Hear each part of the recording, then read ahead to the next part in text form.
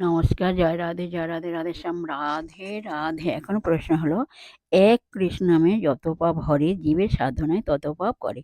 এক কৃষ্ণ নামে যদি সমস্ত পাপ নাশ হয়, তবে বহু কৃষ্ণ নাম করব কেন? এর উত্তর হলো, এক কৃষ্ণ নামে কথাটির অর্থ হলো একমাত্র কৃষ্ণ নামই পন্থা। সর্ব পাপ মুক্তির পন্থা, সদ্গতি বা বৈকুণ্ঠ গতির পন্থা হচ্ছে সেই এক পন্থা।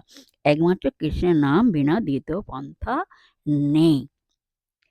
এক কৃষ্ণ মানে কথাটির অর্থ হলো একমাত্র কৃষ্ণ নামই পন্থা। সর্বপাপ মুক্তির পন্থা, সদ্গতি ও বৈকুণ্ঠ গতির পন্থা হচ্ছে সেই এক পন্থা। একমাত্র কৃষ্ণ নাম বিনা দ্বিতীয় পন্থা নাই। জয় রাধে, জয় রাধে, রাধেশ্যাম, রাধে রাধে। জয় বৃন্দাবন বিহারী লাল কি জয়। রাধে রাধে, নমস্কার।